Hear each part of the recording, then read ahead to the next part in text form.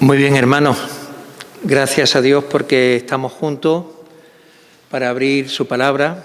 Ya hemos estado adorándole, acercándonos a Él, buscando su presencia. Seguimos buscando su presencia a través de su palabra. Queremos oír su voz y confiamos solo en la dirección y en la sabiduría de su Espíritu para guiarnos a abrir su palabra. Bendito es el Señor por siempre. Y bueno, pues os invito, hermano, a que vayamos. Bori acaba de leer el Salmo 1, nosotros vamos al Salmo 2.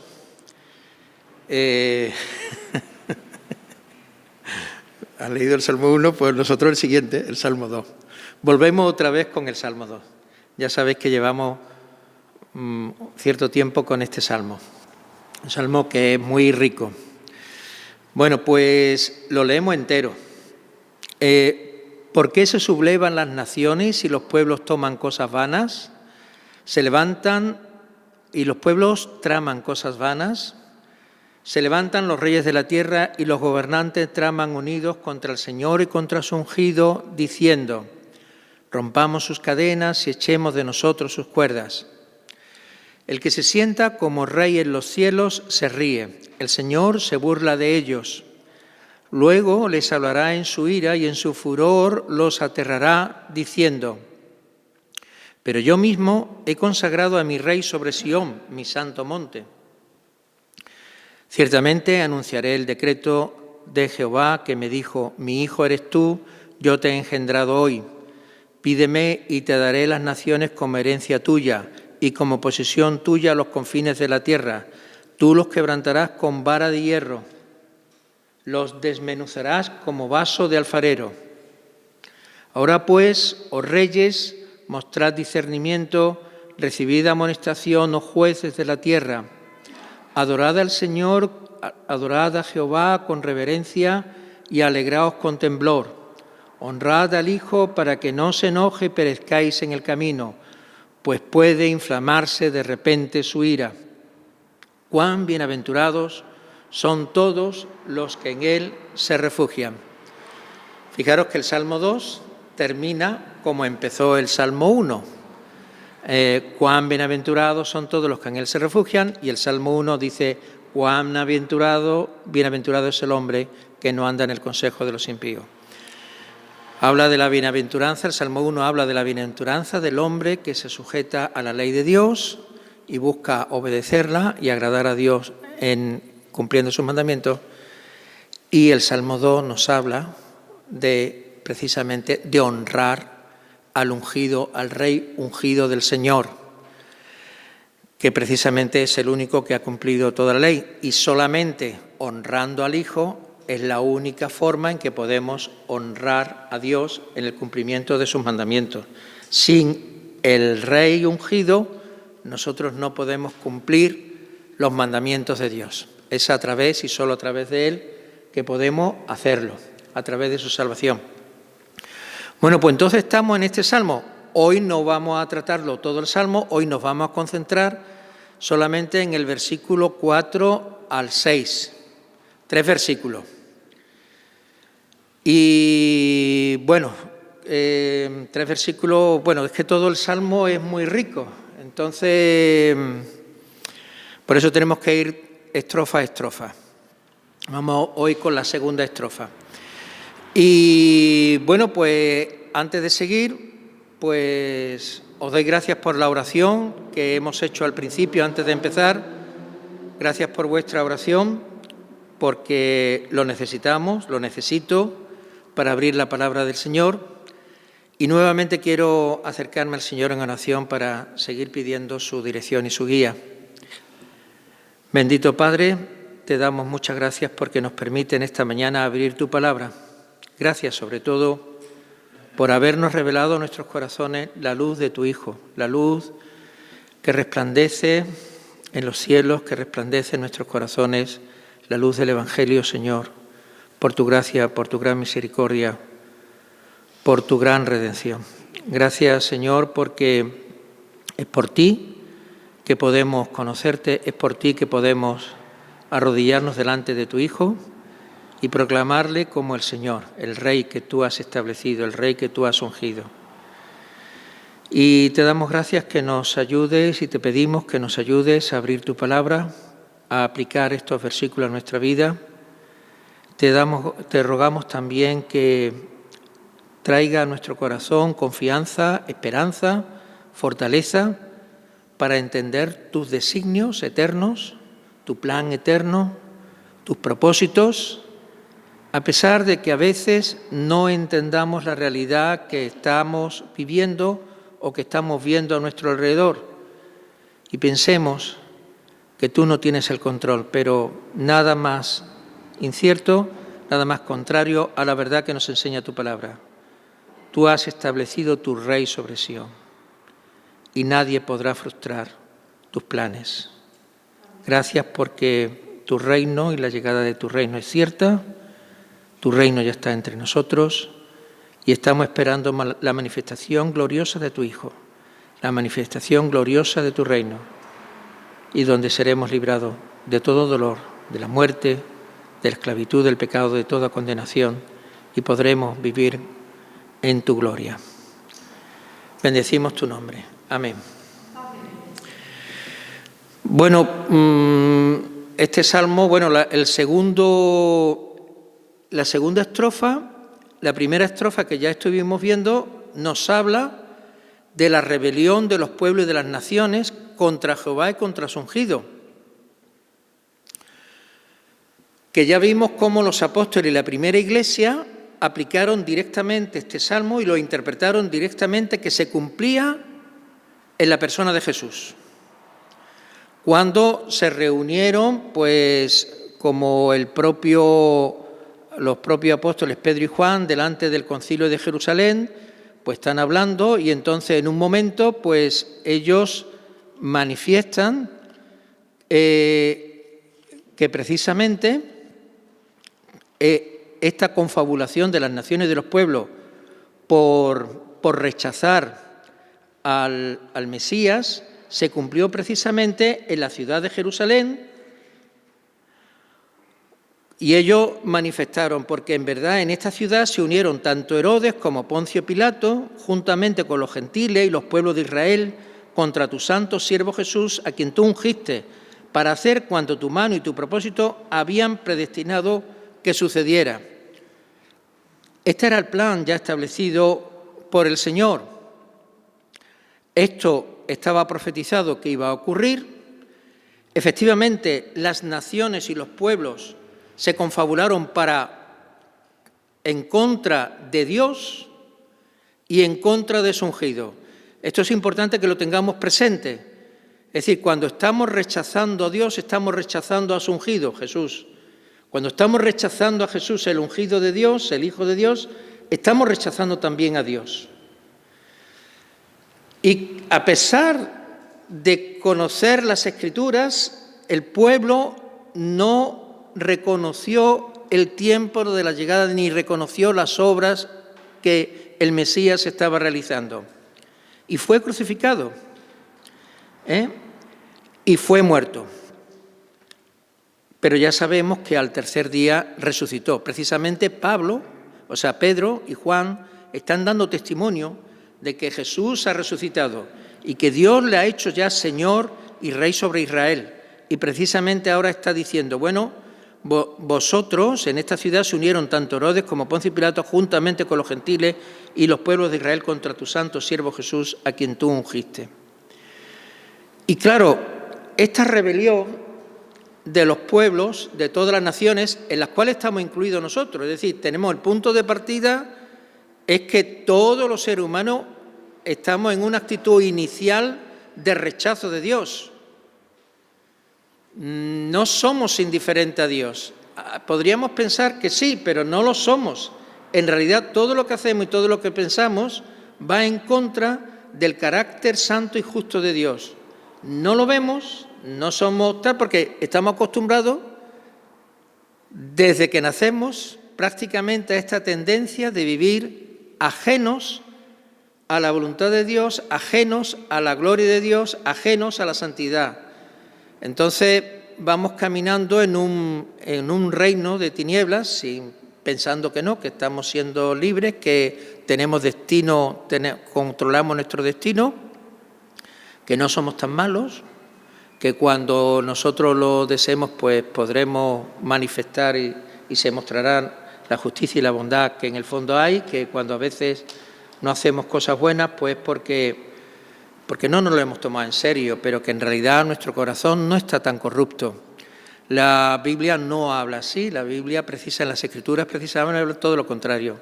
Hablan de que nuestro corazón está corrompido, está esclavo del pecado y que, por lo tanto, aunque queremos hacer el bien, no podemos hacerlo. Porque necesitamos una transformación, no necesitamos una mejora, no necesitamos hacer propósitos y hacer propósitos de cambio o mejorar. Necesitamos una transformación, necesitamos una obra de Dios en nuestro interior. Tenemos que presentarnos delante de Dios tal como somos, reconociendo que efectivamente, Señor, me he rebelado contra ti, he hecho lo malo delante de tus ojos, te he desobedecido, he quebrantado tus mandamientos, reconozco mi maldad y sé que la única vía de salvación que tengo es la persona de Jesús, que murió por mí en la cruz para ser librado, para el perdón de mis pecados y ser librado de condenación. Solo por la fe en Jesús. Entonces, Señor, te confieso mi maldad y confío solo, exclusivamente, en la justicia y en la obra de Jesús, que trae a mi vida tu perdón. La salvación es solamente una obra de gracia de Dios en nuestros corazones y Él ha prometido derramar su Espíritu en nuestros corazones, precisamente para hacer la obra de regeneración, de transformación, el cambio. Somos salvos por la fe para hacer las obras que Dios quiere que hagamos. No somos salvos por las obras, somos salvos por la fe para hacer las obras buenas que Dios ha preparado para todos los que forman parte de su pueblo. Las obras manifiestan esa salvación que ya poseemos por gracia. Las obras no nos hacen mejores delante de Dios, simplemente manifiestan lo que somos en nuestro corazón. Mientras estemos aquí, pero eso ya, esa rendición de nuestra vida que Dios hace, nos hace participar del reino de Cristo y de participar de las bendiciones, participar de las glorias del reino venidero futuro que vendrá, pero que ya está manifestando su acción en este tiempo, precisamente haciendo el gran milagro que no se puede hacer, que es que Dios cambie tu corazón, que quite tu corazón de piedra y ponga un corazón sensible a su voluntad. Porque no podemos participar en el reino de Dios sin ser hijos, sin haber sido hechos hijos y por lo tanto hijos obedientes. Entonces, en el versículo 4, claro, vemos diciendo que el que se sienta como rey en los cielos se ríe, el Señor se burla de ellos. Ante esta acción de los hombres, como he dicho antes, que todos estamos incluidos en esta actitud de rechazo de Dios y de su Mesías, y que solamente por el arrepentimiento y la fe somos rendidos ante los pies de Cristo, y que esta es una obra de la gracia de Dios, claro, la actitud de Dios ante la soberbia y la arrogancia humana, pues fijaros que la primera actitud es de risa y de burla. Claro, aquí el versículo 4 implícitamente está teniendo presente algo que dice ahí, el que se sienta como rey en los cielos. Es decir, fijaros la situación. Dios desde los cielos, donde está su trono, su morada santa, está observando las actitudes de los hombres, la soberbia de los hombres, su arrogancia, su petulancia, su rechazo de la voluntad de Dios, su rechazo de querer someter su vida a Dios, y claro, Dios dice, bueno, pero ¿dónde van? ¿Dónde van? ¿Qué están haciendo? ¿Cómo pueden hacer esto? Y lo primero que produce es, pues, risa, porque es algo absurdo. O sea, imaginaros el rey que gobierna sobre todo el universo, sobre los cielos y la tierra, el Dios que ha creado todo el universo, que ya con los conocimientos que tenemos actuales vemos que es inmenso, donde Dios está mostrando su poder y su sabiduría en todo lo que ha sido creado, tanto en el macrocosmo como en el microcosmo, donde vemos constantemente el poder y la sabiduría de Dios en todo lo que ha sido hecho, en todo lo que estamos viendo que está mostrando. Y sin embargo, el hombre, la actitud general es decir, no, yo quiero tener el control de mi vida, no quiero someterme al reinado de Dios, no me quiero someter a la voluntad de Dios, quiero vivir con plena autonomía, quiero vivir sin Dios. Y esta actitud de soberbia, de orgullo, de falta de agradecimiento a Dios, que ya el propio apóstol Pablo describe en su primera carta, ¿no? Porque, por ejemplo, leo un poco para recordaros, ya lo sabéis, porque desde la creación del mundo sus atributos invisibles, su eterno poder y divinidad se han visto con toda claridad, siendo entendidos por medio de lo creado, de manera que no tienen excusa. Pues aunque conocían a Dios, no le honraron como Dios ni le dieron gracias, sino que se hicieron vanos en su razonamiento y su necio corazón fue entenebrecido. Entonces, profesando ser sabios, se volvieron necios y cambiaron la gloria del Dios incorruptible por una imagen en forma de hombre corruptible, de aves, de cuadrúpedos y de reptiles. Todos los hombres tenemos conocimiento del poder y la sabiduría de Dios. Cuando nosotros en nuestra mente, seamos creyentes o no somos creyentes, pero hacemos referencia a Dios, no podemos hacer afirmaciones positivas o negativas de algo que no existe. Cuando en nuestra mente no se puede hacer. O sea, si tú hay en el sistema solar, ahora se está descubriendo si hay un planeta más oculto. Ahora no sabes tú, porque cuando no se conocía si existía Plutón o no, tú no podías hacer afirmaciones de Plutón, nada. Pero cuando todos los hombres, en todas las civilizaciones, en cualquier cultura, tienen un concepto de Dios, aunque sea débil, torpe, incorrecto, pero todos los hombres en un momento se plantean en su interior, ¿acepto a Dios o rechazo a Dios o quiero vivir sin Dios?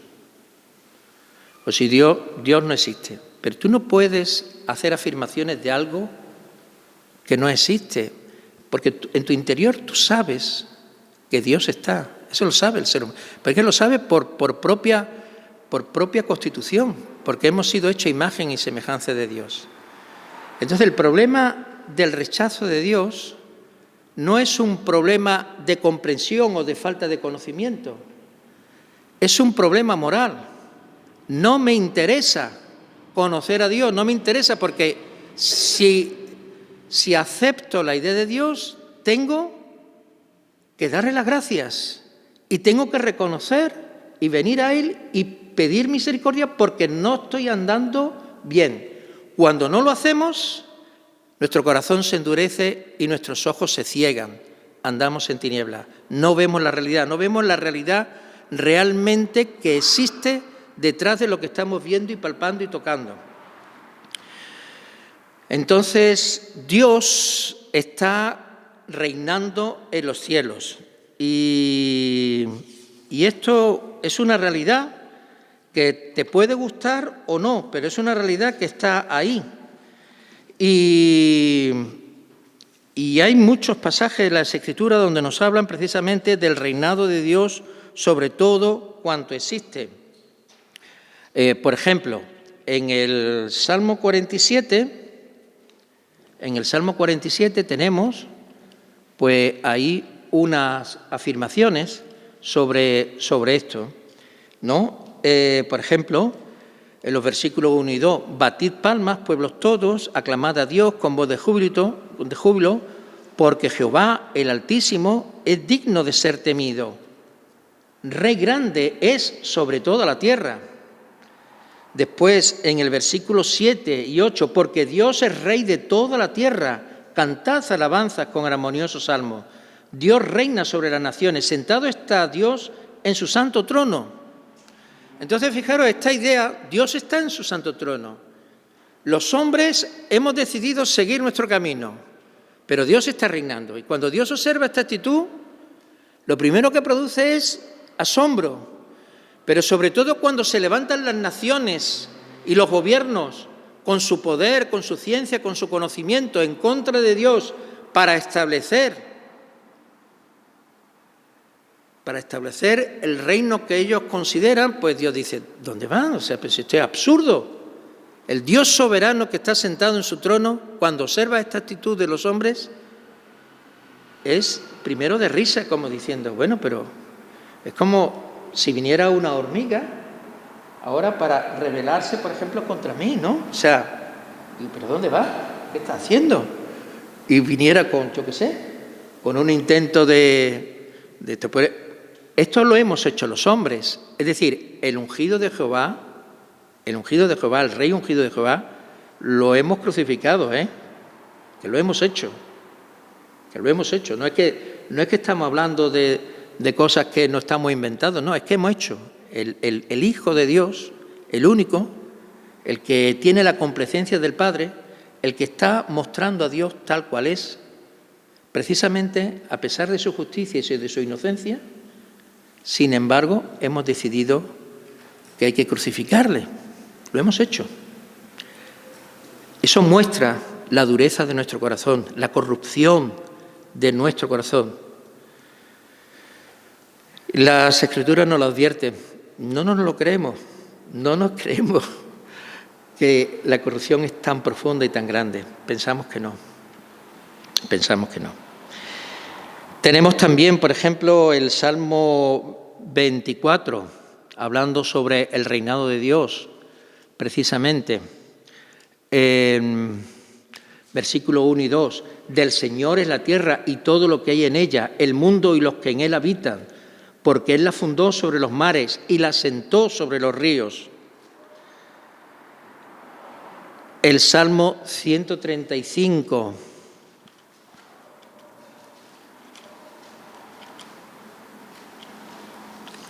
Salmo 135. En los versículos 5 y 7. Porque yo sé que Jehová es grande y que nuestro Señor está sobre todos los dioses. Todo cuanto Jehová quiere, lo hace, en los cielos y en la tierra, en los mares y en todos los abismos. Él hace subir las nubes desde los extremos de la tierra, hace los relámpagos para la lluvia y saca el viento de sus depósitos. Y el Salmo 36. No, perdón. Vamos a ir al Salmo 89. Salmo 89, en el versículo 11. Tuyos son los cielos, tuya también la tierra, el mundo y todo lo que en él hay. Tú lo fundaste, el norte y el sur, tú lo creaste. El Tabot y el Hermón aclamarán con gozo tu nombre. Tú tienes un brazo fuerte, tu mano es poderosa, tu diestra es exaltada. La justicia y el derecho son el fundamento de tu trono, la misericordia y la verdad van delante de ti. Cuán bienaventurado es el pueblo que sabe lo que es la voz de júbilo. Andan, Señor, a la luz de tu rostro.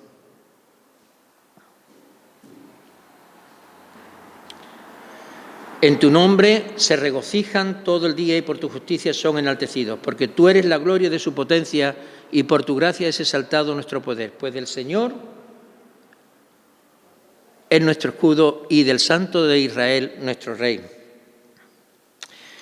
Y vamos a ir al Salmo 33, Bueno, esto es una pequeña selección, porque el libro de los Salmos, bueno, y todas las Escrituras están llenos de referencias al reinado de Dios sobre los cielos y sobre la tierra. Esto, por mucho que nosotros nos empeñemos en lo contrario, es algo que no podemos cambiar. Eso está ahí.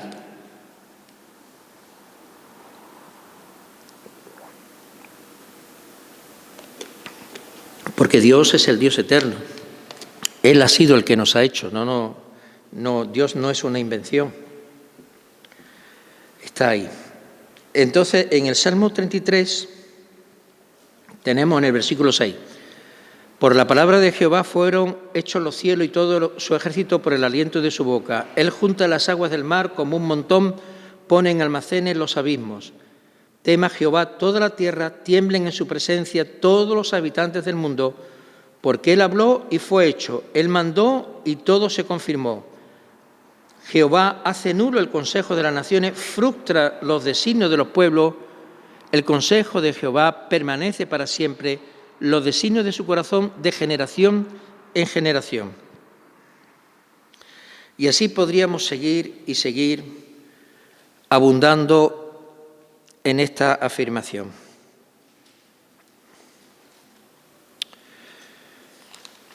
Entonces estábamos en el versículo 4 del Salmo 2. El que se sienta como rey en los cielos se ríe, el Señor se burla de ellos.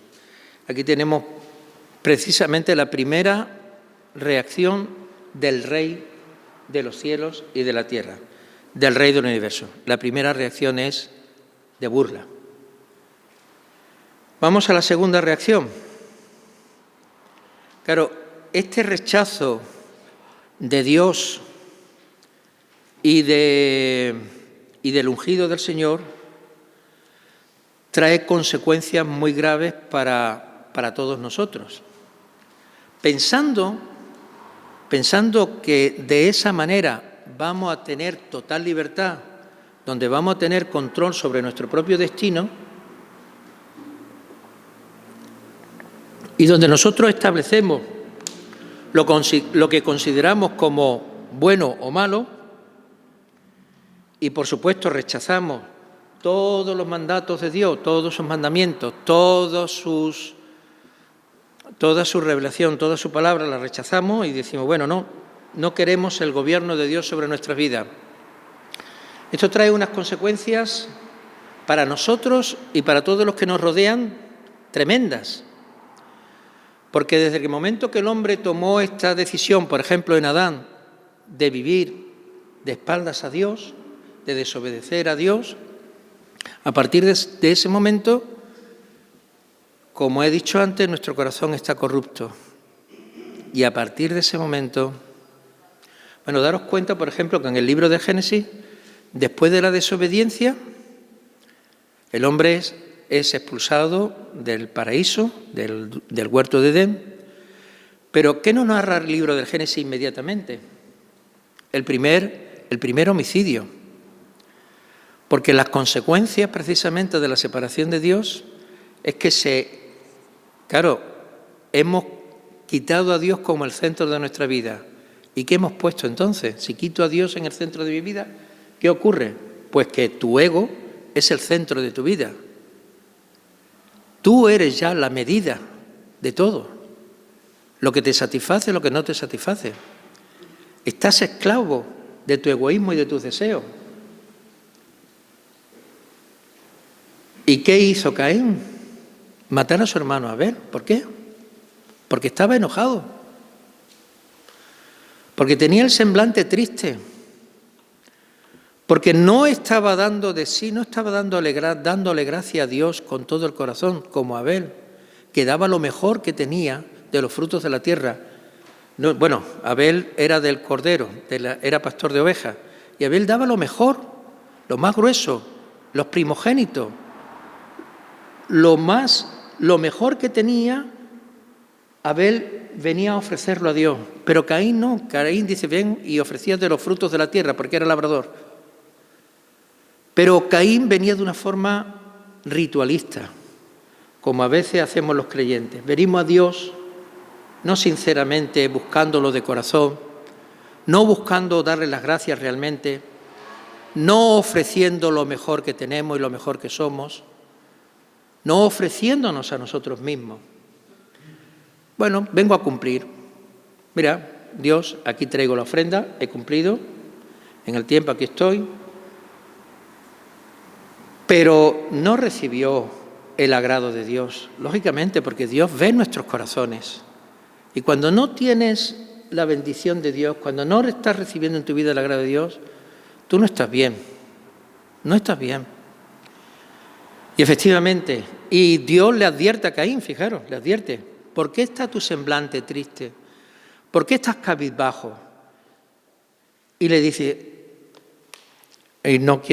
como no quiero estropear las palabras de Dios, voy a mirarla. ¿Por qué estás enojado? ¿Y por qué se ha demudado tu semblante?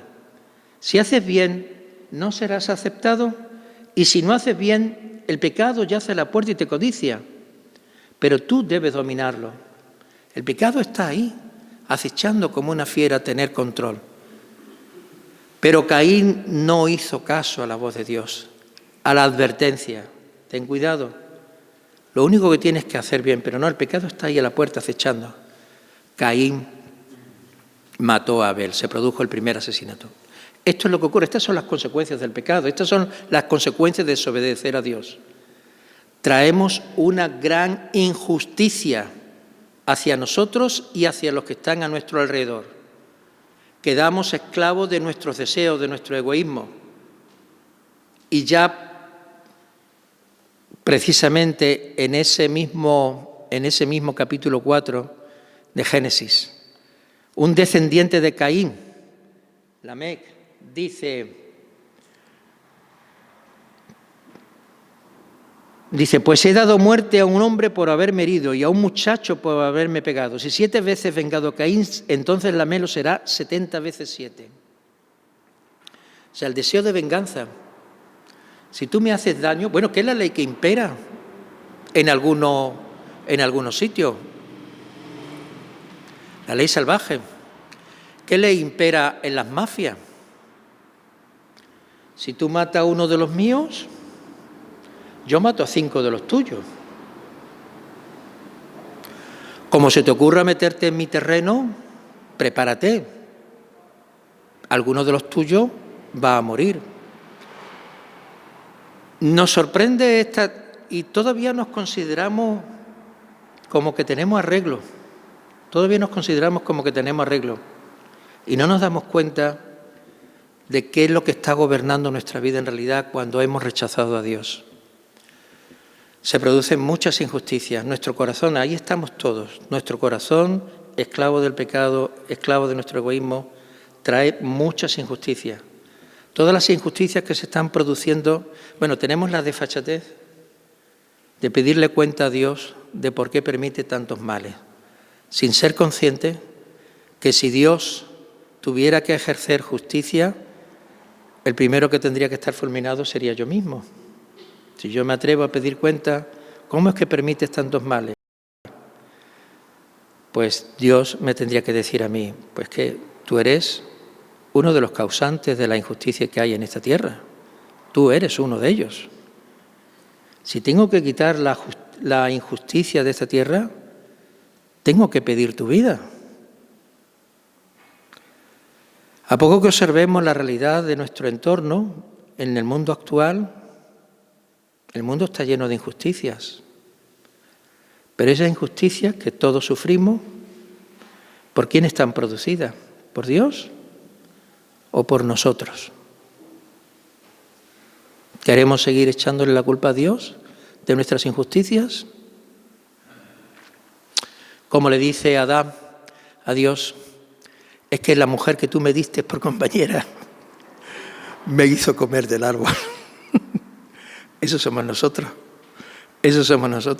especialistas en echar la culpa a otro, no asumir nuestras responsabilidades. Nuestra responsabilidad no, es que soy yo el primero que he desobedecido a Dios. No es la persona que está a mi lado. Sí, yo estoy sufriendo las injusticias de la persona que está a mi lado, pero es que yo mismo soy también parte del problema. Yo también estoy ahí. Yo también soy parte de esto. Entonces, Dios tiene que, efectivamente, Dios en su reino, que gobierna todo el universo, los cielos y la tierra, no puede permitir el imperio de la maldad ni de la injusticia. Sí, Dios, efectivamente, Dios ha establecido un día en que todos los hombres serán presentados delante de Él, delante de su tribunal. Y todos los hombres y todas las mujeres tendremos que dar cuenta delante de ese tribunal. Por eso, la segunda reacción de Dios es de ira. Luego les salvará en su ira y en su furor los aterrará. Porque precisamente esta rebelión que hemos hecho los hombres trae como consecuencia, una de las respuestas de Dios es que Dios no puede permitir esto. Si Dios está retrasando su juicio, no es porque no lo vaya a hacer, o sea, lo está retrasando porque está llamando al arrepentimiento a todos. Está llamando a que cada uno reconozca y venga clamando en misericordia, en la persona de Jesús. Porque Dios está ofreciendo salvación a todo en su Hijo Jesús, para que todo aquel que cree no se pierda, mas tenga vida eterna. Entonces Dios está llamando, Dios está retrasando el juicio por su paciencia y por su misericordia, porque quiere que todos los hombres sean salvos y vengan al conocimiento de la verdad.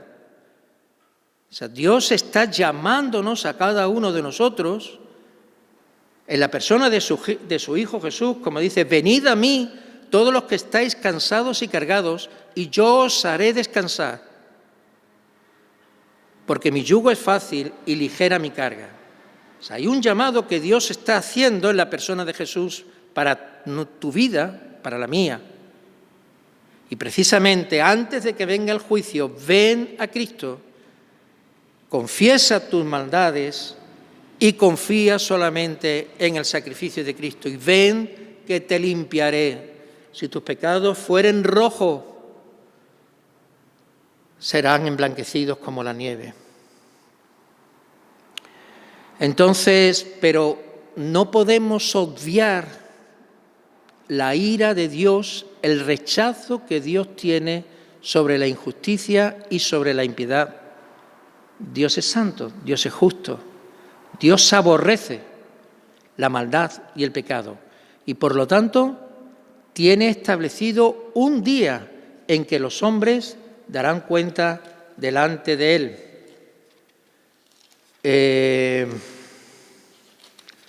Voy a recordaros algunos pasajes del libro de Romanos. Por ejemplo, en el capítulo 2, versículo 16, en el día en que, según mi propio evangelio, Dios juzgará los secretos de los hombres mediante Cristo Jesús. Dios tiene establecido un día. En el versículo 5 del mismo capítulo 2 de Romanos, mas por causa de tu terquedad y de tu corazón no arrepentido, estás acumulando ira para ti en el día de la ira y de la revelación del justo juicio de Dios. Si vamos al capítulo 1, versículo 18, veremos este aspecto de la ira de Dios sobre la maldad del ser humano. Y hay unos pasajes que no voy a poder deciros por no agotar el tiempo y por no cansaros, porque todo tiene su tiempo. Entonces, en el capítulo 1, en el versículo 18, tenemos precisamente, porque la ira de Dios se revela desde el cielo contra toda impiedad e injusticia de los hombres que con injusticia restringen la verdad. Porque lo que se conoce acerca de Dios es evidente dentro de ellos, pues Dios se lo hizo evidente. Porque desde la creación del mundo sus atributos invisibles, su eterno poder y divinidad se han visto con toda claridad, siendo entendidos por medio de lo creado, de manera que no tienen excusa. Y como lo he leído antes, no lo voy a volver a leer. Pero fijaros cómo la ira de Dios se revela desde el cielo, desde su santo trono, de donde Él está morando. Se revela desde el cielo precisamente contra toda impiedad e injusticia de los hombres.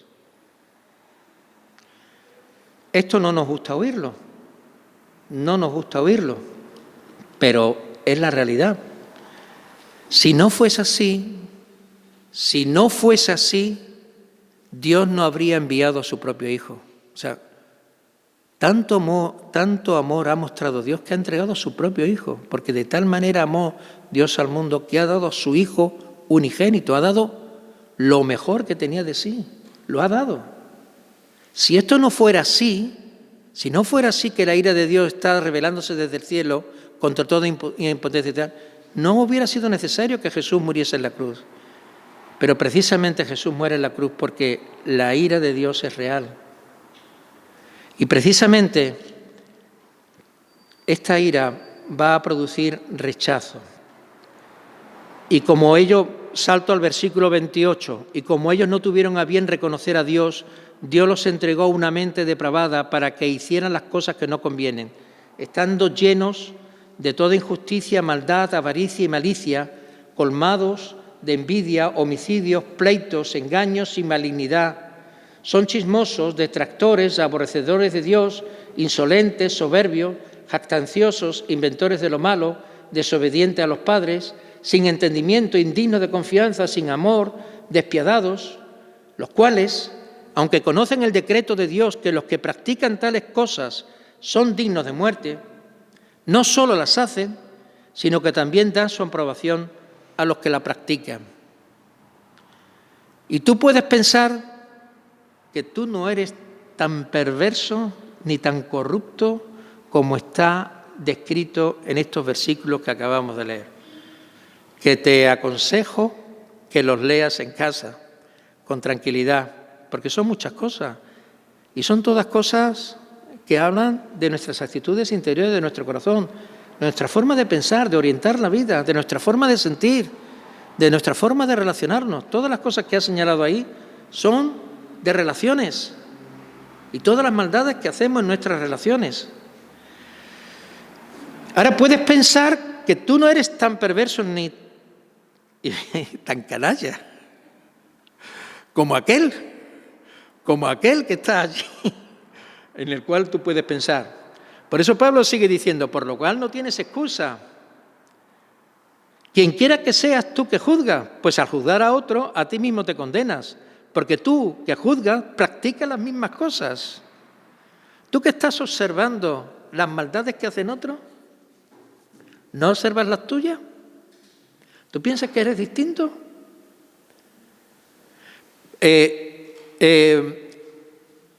Precisamente hay una cosa muy curiosa que sucede en los seres humanos. Lo que nos produce más rechazo y procuramos, y lo que nos parece que nos irrita de otra persona, ¿no? ¿No habéis visto cuando las actitudes, el comportamiento, los hábitos o la forma de ser otra persona a veces nos irrita? Nos irrita. Pero ¿no habéis dado cuenta que precisamente lo que nos irrita es porque está mostrando un rasgo que nosotros tenemos y que no lo queremos ver en nosotros, en el otro sí, y por eso lo rechazamos con más ahínco, y con más de esto, porque ese rasgo está mostrando lo que yo tengo también, y por eso lo rechazo con más violencia, porque lo tengo yo también. Y claro, yo no me puedo permitir ese lujo, yo no puedo tener ese rasgo que tiene ese otro. Por lo tanto, lo tengo que rechazar. Normalmente somos muy hábiles en ver lo que tienen otros de mal, pero no lo nuestro. Y sabemos que el juicio de Dios justamente cae sobre los que practican tales cosas. ¿Y piensas esto, oh hombre, tú que condenas a los que practican tales cosas y haces lo mismo, que escaparás al juicio de Dios? ¿O tienes en poco las riquezas de su bondad, tolerancia y paciencia, ignorando que la bondad de Dios te guía al arrepentimiento? Mas por causa de tu terquedad y de tu corazón no arrepentido, estás acumulando ira para ti en el día de la ira y de la revelación del justo juicio de Dios. Cuando observas en otros las maldades, tienes que empezar a mirar las tuyas primero. ¿Qué es lo que dice Jesús también? Observa primero las tuyas. Observa primero las tuyas para venir a Dios y pedir misericordia, para traer arrepentimiento, para venir o no, o vas a estar siguiendo obstinado. No, yo no soy así, yo soy mejor, yo no necesito la redención de Jesús. Pues si estás actuando así, con rechazo a Jesús ungido, estás acumulando ira para el día de la ira y del justo juicio de Dios. Y ya por fin vamos al último versículo. El Señor, a pesar de todas las tramas que están haciendo los pueblos y las naciones, que están pensando cosas vanas, a pesar de rechazarle a Él y a su ungido, vemos que Dios primero le produce risa. Segundo, seriedad. Esta actitud ha llenado la tierra de maldad. Esta actitud ya está descrita en Génesis. No voy a decir el capítulo ni el versículo, solamente lo voy a leer, pero lo vais a reconocer porque lo habéis leído vosotros y muchas veces. Y Jehová vio que era mucha la maldad de los hombres en la tierra y que toda intención de los pensamientos de su corazón era solo hacer siempre el mal. Esto ya está en los primeros capítulos del Génesis, el primero, desde el principio. Y entonces la segunda reacción es la ira de Dios sobre toda impiedad y maldad de los seres humanos. O sea, Dios dice, no, esto no lo puedo permitir, porque esto trae consecuencias serias de daños graves a muchas personas. Y dices, a pesar de todas estas maquinaciones y de todo esto, yo tengo mi propósito, que lo dice en el versículo 6, pero yo he consagrado, o yo he establecido a mi rey sobre Sión, mi santo monte. Dios ha establecido a su rey y por lo tanto las naciones pueden hacer lo que quieran, los hombres pueden hacer lo que quieran. Dios tiene establecido su rey el que le ha dado el derecho de juzgar precisamente a todos los hombres, pero también ha establecido su rey porque es su propósito, su plan. Dios ha establecido su rey sobre Sión, mi santo monte. Sobre esto no podemos decir mucho, pero es el versículo principal de este salmo. Pero yo mismo he consagrado a mi rey sobre Sión, mi santo monte.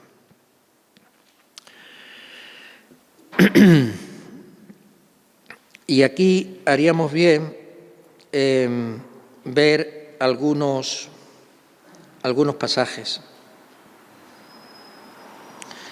Por ejemplo, en el Salmo 89.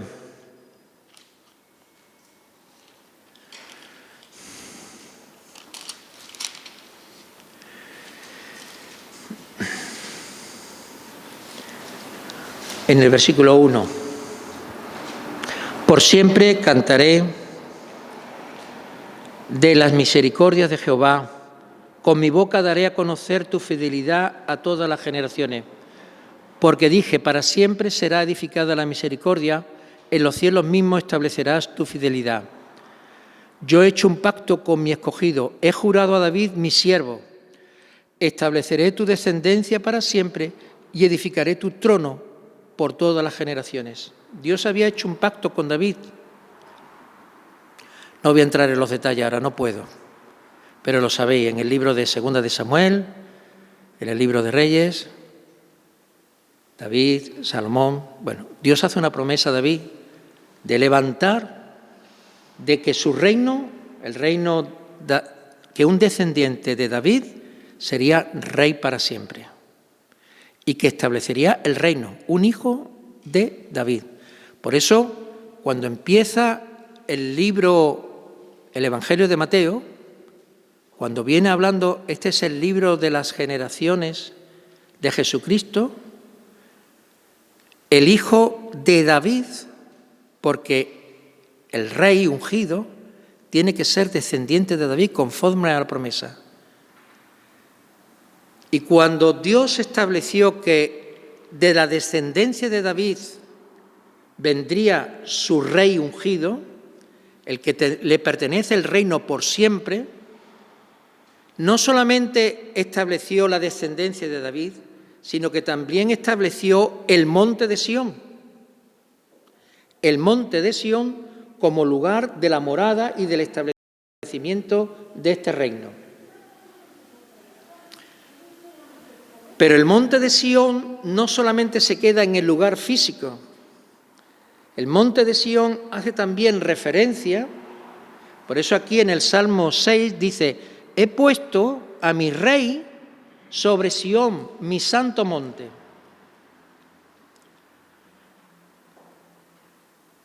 Entonces, tener presente, y entonces todo esto está asociado con la alianza que Dios ha hecho con David, que la hizo, está pensando en su Hijo Jesús, lógicamente, el Hijo de Dios, la palabra de Dios hecha hombre, que es el que manifiesta la gloria de Dios y a la que le pertenece el reino.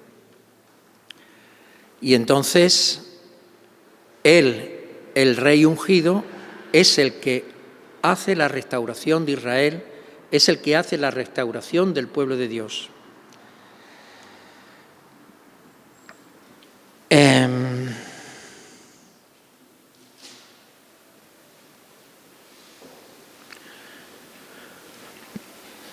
Por ejemplo, esto lo tenemos en este mismo versículo, en este mismo salmo que hemos leído en el versículo 19. Una vez hablaste con visión a tus santos y dijiste: he ayudado a un poderoso, he exaltado a uno escogido de entre el pueblo.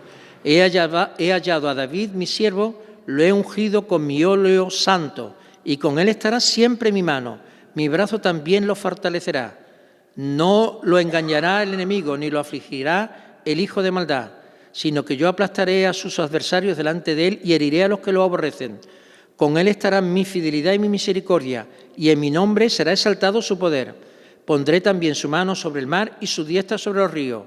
Él clamará a mí: mi Padre eres tú, mi Dios y la roca de mi salvación. Yo también lo haré mi primogénito, el más excelso de los reyes de la tierra. Para siempre conservaré mi misericordia hacia él, y mi pacto le será confirmado.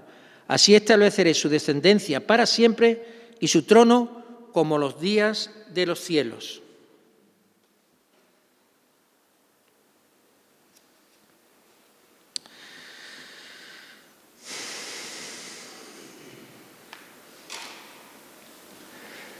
El tiempo lo estoy consumiendo, ya más allá de lo que sería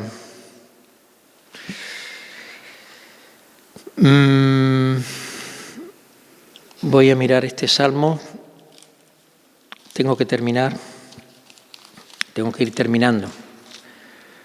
El Salmo 110, hablando precisamente de este descendiente de David, que el propio Jesús hace referencia también en vida, estando en disputa con los fariseos y con los escribas, que les pregunta, dice, ¿por qué David escribe que un descendiente, que el Mesías, llama Señor a mi Señor? Bueno, dice Jehová a mi Señor: siéntate a mi diestra hasta que ponga a tus enemigos por estrado de tus pies. Jehová extenderá desde Sión tu poderoso cetro, diciendo: domina en medio de tus enemigos. Tu pueblo se ofrecerá voluntariamente en el día de tu poder, en el esplendor de la santidad desde el seno de la aurora. Tu juventud es para ti como el rocío. Jehová ha jurado y no se retractará. Tú eres sacerdote para siempre según el orden de Melquisedec. Jehová está a tu diestra, quebrantará reyes en el día de su ira. Juzgará entre las naciones, las llenará de cadáveres, quebrantará cabezas sobre la ancha tierra, beberá el arroyo en el camino, por tanto, él levantará la cabeza. Y hay muchos pasajes que vamos a ver este de Isaías, donde nos habla de esto, de la importancia de la restauración que ya ha comenzado con la venida del Mesías. La restauración del reino de Dios y del gobierno del Mesías sobre todo. Ha empezado ya, precisamente con la resurrección de Jesús. Acordaros que cuando Jesús resucita y se aparece a los apóstoles en un monte de Galilea, después de la resurrección les dice: toda autoridad me ha sido dada en el cielo y la tierra, id por tanto y haced discípulos a todas las naciones. Y termina diciendo: aquí yo estoy con vosotros todos los días hasta el fin del mundo. Él se presenta ya como rey exaltado, en el trono celestial, no manifestado todavía en gloria, pero que ya ha comenzado ese reinado. Y ese reinado desde entonces se está extendiendo, donde Dios está llamando, invitando a participar de las bendiciones de ese reino, antes de que venga el juez de toda la tierra, antes de que venga el rey en gloria. Pero el rey ya está sentado a la derecha del trono de Dios hasta que sean puestos todos sus enemigos debajo de sus pies. Pero el rey ya está reinando. El rey ya... Bueno, lo vamos a leer ahora, pero vamos a leer esto de Isaías, el 28:16. Por tanto, así dice el Señor Jehová: he aquí, pongo por fundamento en Sión una piedra probada, angular, preciosa, fundamental, bien colocada. El que crea en ella no será perturbado. O sea, Dios ha establecido esta piedra fundamental. Dios ha puesto a Jesús como el centro de todo el universo. Todo el universo está orientado y planificado para la exaltación de la gloria de Cristo, para que a su vez el Padre sea glorificado. Pero la voluntad del Padre es que todo, como nos enseña Pablo en la carta a los Efesios, la voluntad del Padre que tiene establecido desde este plan eterno es con miras según el beneplácito que se propuso en él, con miras a una buena administración en el cumplimiento de los tiempos, es decir, de reunir todas las cosas en Cristo, tanto las que están en los cielos como las que están en la tierra. Todo ha sido hecho para Cristo, para glorificar a Cristo. En su tiempo, en el tiempo que Dios estableció, vino su Hijo, nacido de mujer, en el cumplimiento del tiempo, ya ha venido, y en el tiempo señalado vendrá la manifestación de su gloria. Y Dios está invitándote a participar de ese reino. Precisamente, cuando Jesús entra en Jerusalén, el Evangelio de Mateo nos dice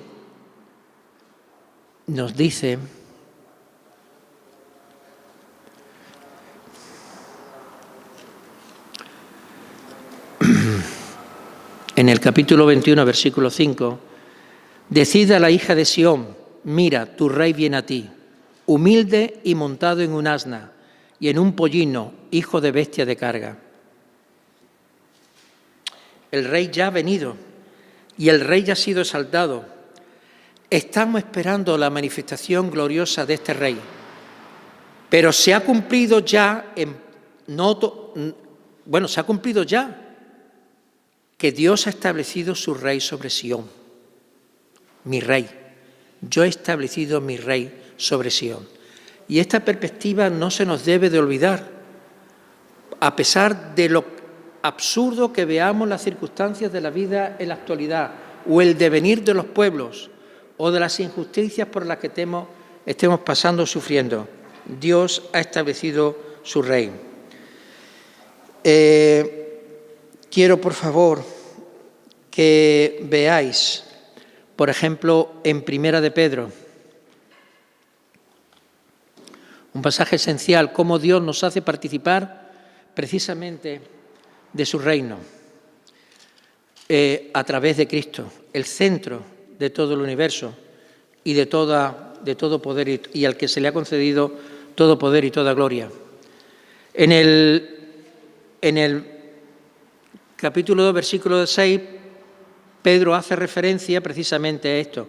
Pues esto se encuentra en la Escritura. He aquí pongo en Sión una piedra escogida, una preciosa piedra angular, y el que crea en él no será avergonzado.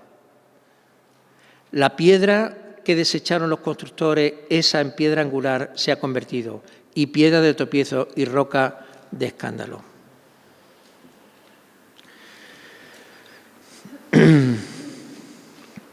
Y viniendo a él como una piedra viva, desechada por los hombres, pero escogida y preciosa delante de Dios, también vosotros, como piedras vivas, sed edificados como una casa espiritual para un sacerdocio santo, para ofrecer sacrificios espirituales aceptables a Dios por medio de Jesucristo. Esta es la invitación que Dios está haciendo. He puesto a mi Rey sobre Sión. Este es el plan de Dios. Las naciones podrán confabular o tramar lo que quieran. Dios primero se burla. Dios ejecutará en justicia con el derramamiento de su ira, porque ha establecido a su Rey. Y eso nadie, y este propósito y este plan, nadie los desbaratará. Y hacia este propósito va toda la historia y todo el universo. Voy a tener que cortar ya. Y bueno, pues vamos a finalizar con una oración.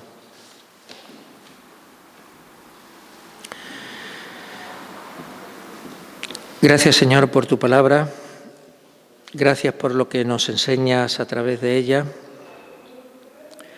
Gracias porque tu palabra nos muestra nuestras actitudes, nuestra rebeldía, nuestra sinrazón, Señor, nuestra soberbia, nuestro orgullo.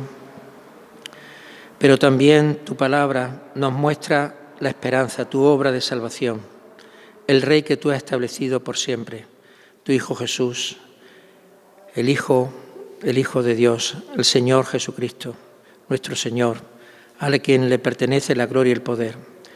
Nosotros confesamos en esta mañana que Él es el Señor, es el Rey. A Él le pertenece todo el dominio y todo el poder.